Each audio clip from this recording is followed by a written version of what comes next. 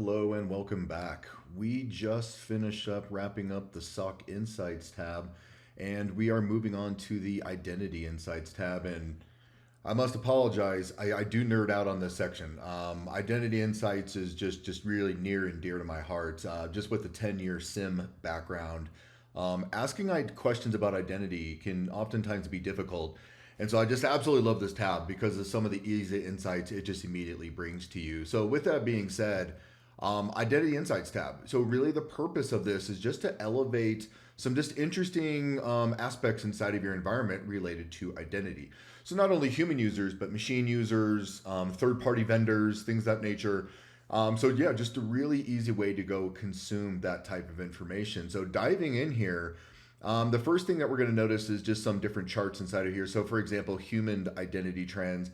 How many human identities do we see inside of our environment? So Exaforce as a whole, we have a little over 100 in total employees inside of here, but it says we have 3,000 human identities. So just to kind of put a little bit of a lens onto that one. So we have the difference between enterprise users and human users. And so essentially, and we're going to talk much more about that under the investigate settings inside of here. But essentially, enterprise user is just going to be Keith Buswell. If I want to go investigate anything about Keith Buswell, I just go to Keith's profile. I see everything that I've done. Everything I've done in GitHub, AWS, Google Workplace, doesn't really matter. And then we have human identities, which is going to be more of the individual accounts that I go use inside of the environment. So I have an account in Jira, GitHub, AWS, Google Workplace, Google Cloud, all the different things I log into. I have a separate, essentially, human identity to each one of those. So you figure for every single user inside of our environment, a little over 100 plus users inside of our company today, each one of those probably has anywhere between 5 to 7 different human identities associated to them. So essentially that's kind of what it's letting us know inside of. There's 3,000 total human identities that we're seeing inside the environment. So just giving some insights into that.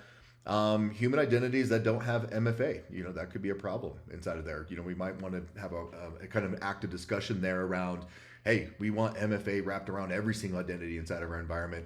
Or if there's some use cases where we don't want that, making sure that we document those and have use cases around those. But just giving you some real nice insights, and all of this is interactive as well. So for example, unused admin human identities. So basically we gave people admin rights, to their identities, and they're not using them. So I could simply go click on that, and what it's going to do is it's going to take me to our identities tab inside of here. And then also inside of here, it's going to show me, hey, we're looking for ones that have admin access, and it applied another is active. Essentially, we're saying no, they're not. This is not an active account, and everything down here filtered down for us.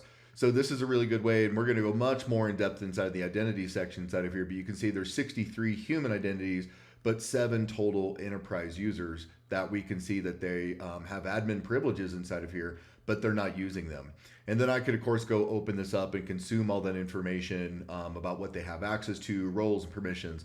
But I'm not going to go too deep into that today because we have a whole session dedicated to that. But I just kind of wanted to illustrate inside of here, very interactive, right? None of this is just eye candy. You look at it like, okay, great. This is a great landing page to go understand certain things about your environment.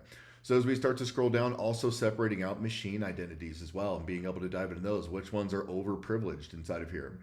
Scrolling over, top risk rules that we see around identity. Root accounts without MFA, those are definitely a risk inside of the environment. GitHub workflows containing reverse shell patterns. So all of these type of risk findings that have things to do with identity relations inside of here, being able to just kind of let you know, like, hey, what type of things are we seeing in the environment that are risk related? Scrolling down a little bit further, privilege escalation for machine identities and things like this. So machines identities that have admin access, or things that are allowed to assume roles that essentially have admin access as well. So kind of separating out some different categories inside of here. And one of my favorite sections, I've used this several times with many of our customers now, third-party identities. So basically other providers, other vendors, other things that have access into our environment. So inside of here, it's saying, for example, we use CrowdStrike. CrowdStrike has essentially an integration into our environment. And I can see that there's 2 identities that are inside of our environment being leveraged. So if I go open this up right now, what it's going to do is it's going to go build all of those filters for me. Say, hey, we're only looking at CrowdStrike, third-party integrations. And essentially what it's going to do is inside of here, it's going to say, hey, you have two different AWS accounts. We're seeing that role in two of your accounts inside of here.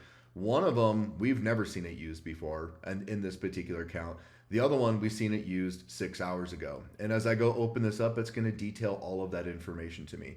I can see the entire runtime for that account, the AWS account itself. I can see its entire runtime, everything that it's done inside of my account, the location that it's been used on, all the resources it's accessed, and all of the roles and permissions that are assigned to that account.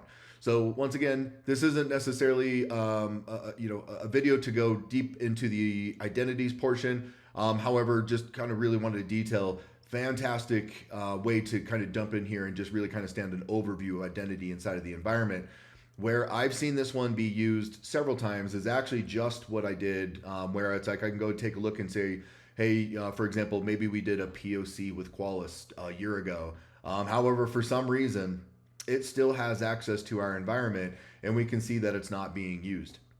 So this is a great way to go look at like, oh, you know what, we've configured that tool a while ago, or we retired a tool a while ago, but it still have integrations in the environment.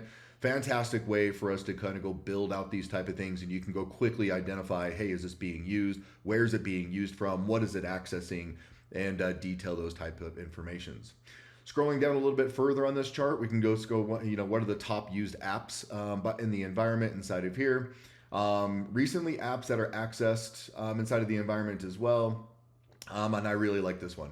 Tokens and keys inside of the environment. So basically, like for example, I went and created a token or a key inside of something, but it's accessing the tool via me with a token inside of the environment. So kind of just saying, hey, we're seeing 767 total tokens and keys inside of the environment. 14 of those are expired, 27 unrotated. So this is interesting. So basically, I went and created a token in some tool and then I went and created another token in that tool to do basically the exact same thing without removing the old token that I created. So this just leaves an avenue for exposure inside of the environment where we leave unused tokens inside of there and then creating new ones and kind of leaving those other ones lie dormant. So if I go click on this, for example, what it's going to do is just like you saw with everything else, it's going to take me to identities tab. We're looking for its unrotated equals true. We only have one user in our environment where we're really seeing this impacted. So it's going to bring back that user here. And if we go to the human layer, we can see it's the same user, but it's all GitHub. It's all GitHub related. If we scroll down actually a little bit further, you will see all of those secrets inside of here. So we can see all of the different keys and secrets that were created by this user. What state are they in, inactive, when were they created, when were they last used. So just going to give you all of those details. And once again, all of this is interactive where I can start doing further filtering on these. I could go open up the user inside of here and just kind of, get an understand for what they're doing as well. So really great way to ask some fairly complex questions of the environment. But simply just being able to land on the identities page. And lastly, just a couple more charts down here: inactive users, top console users, access denied. Cool way to go and see like, hey, what type of accounts are in our environment that are just generating a lot of errors. And maybe I want to go drill down into that and see like what's generating those errors, or just simply being able to act on a worldwide map and be like, well, maybe we're a very not global company, and have maybe mainly all of our operations inside the United States. Why do I see somebody logging in from Norway, for example? Simply click on this. We can go to open. And once again, it'll take you to our identities page, apply all the necessary filters, and we can see this is Dima inside of our environment that's doing this.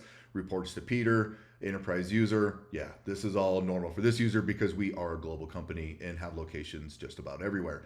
So all of this one makes sense for our environment, but just an easy way to put some context into where you see people logging in from your environment. So I hope you found this informative and stick around for the next video. Thank you.